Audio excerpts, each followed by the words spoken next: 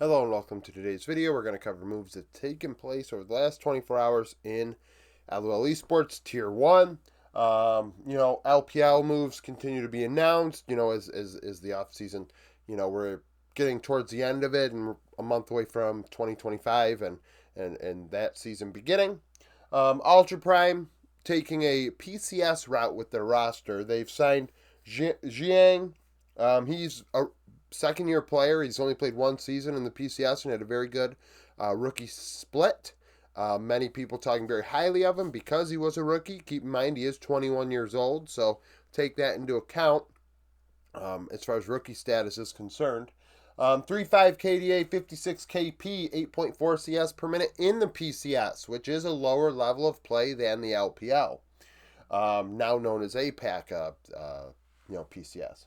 0.3 share differential, 1.42 damage divided by gold. Goes to show you the team he was on might have been Frank Esports, very aggressive, finding a way to deal a lot of damage because a 1.4 ROI is very high for a top laner, and 0.3 share differential does not reflect that. So obviously his team very aggressive.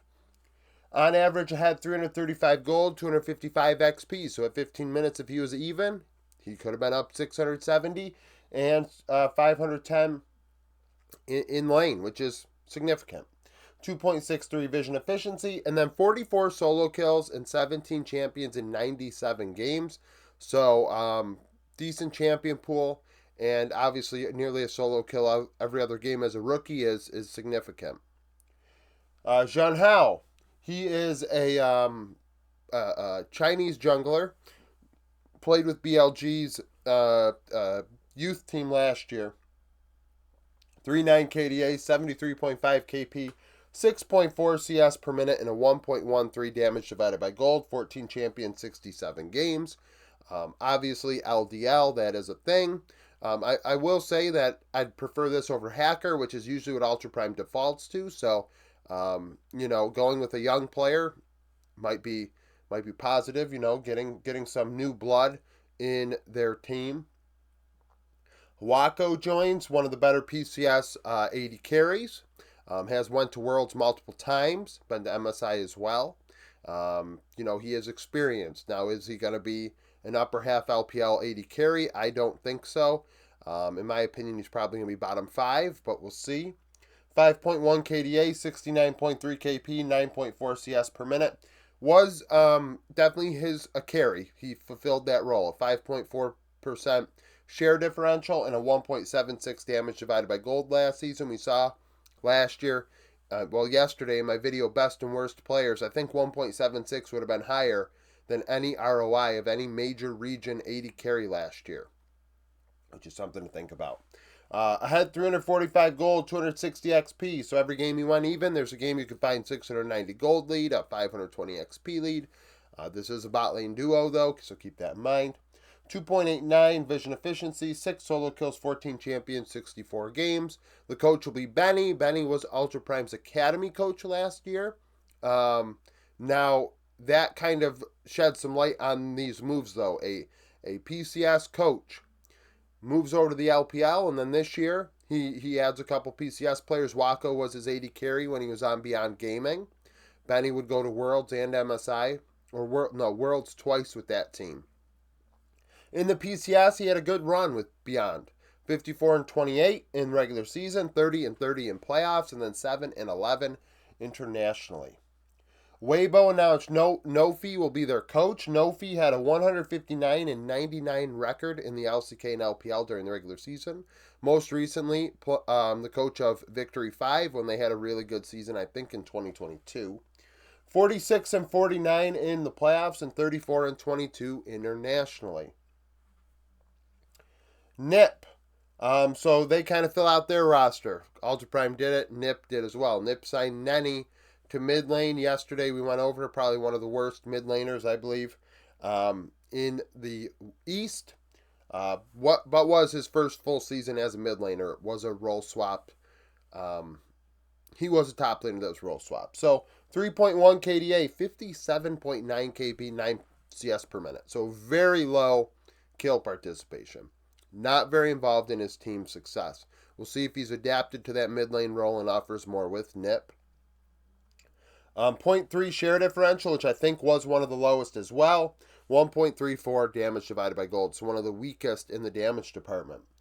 Down 540 gold on average. So every game he went even. There was a game he was behind over 1,000 gold, nearly 1,100 gold during summer in the LPL. 3 solo kills, 16 champions, 40 games.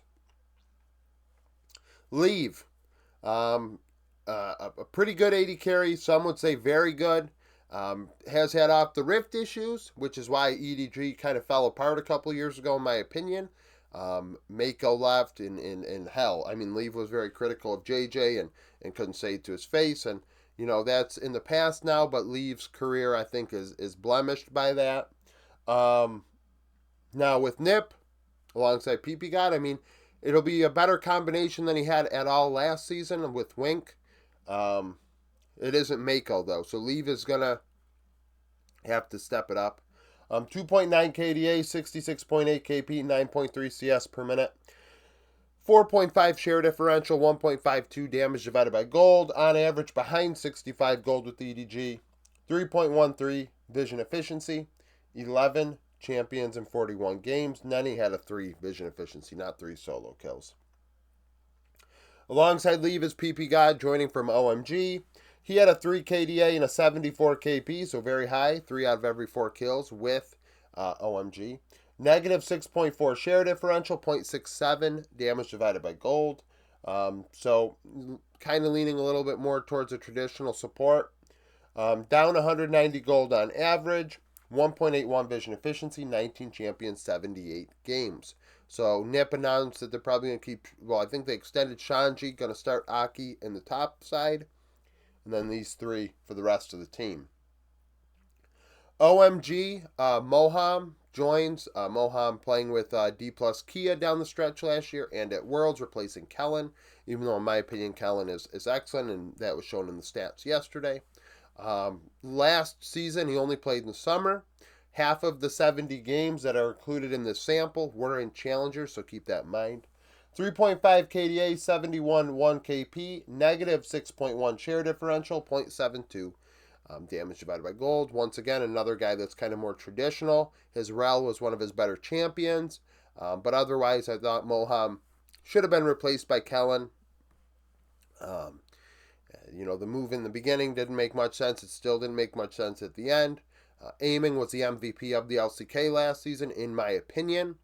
So it didn't really matter who the support was alongside him. I thought they were a little bit better with Kellen, but Moham was being carried by Aiming. We saw Moham with KDF and how that struggle went. He wasn't like a standout with them that looked like, oh, he deserves to be on a better roster. So with OMG, I mean, he's probably playing alongside Starry. I mean, OMG have their work cut out for them this season. On average, down 15 gold, up 15 XP, 1.9 vision efficiency, 14 champions, 70 games. Vitality, Mac goes from the what I would consider to be the GM role to the head coaching role. You know, before he technically wasn't the head coach with Vitality. You know, definitely this Douglas Linkus thing that happened last year has clouded my opinion on Mac. Prior to that, I thought Mac was, I really liked him. I thought he was a really damn good coach, and hell, he still could be a good coach. But the way in which that jungle situation occurred last season was very ugly, in my opinion. It was wrong, and them not getting farther in the season was deserved based on how they handled that situation. I thought it was a pretty embarrassing thing to do. Now, Mac still, like I said, one of the better coaches in the LEC. Do I expect Vitality to be very competitive? We'll see. They announced pretty much that they're going to bring up Academy solo laners and etc. And we'll talk about that when the LEC team preview videos start just piling out with everything else over the next month. But Mac, with Mad Lions, 87 and 70 in the regular season, 63 and 58 in the playoffs, 26 and 34 internationally. So we'll see how that goes. Yeah, we'll see how that goes. So Quite a few moves. The bottom tier teams in the LPL making, filling out their rosters. Weibo's obviously a very good team, a semifinalist last year at Worlds. So, well, hell, back to back semifinal appearances, a runner-up finish. Weibo's been one of the better teams of the last 2 years, really, when you think about it. Easily top 4 or 5 when you factor in results in terms of how you perform internationally. So that's something worth thinking about. But nevertheless, thank you for watching. If you liked the video, like it, subscribe to the channel for daily League of Legends content. Follow me on Twitter, join the Discord, become a YouTube supporter, and hope to see you again tomorrow.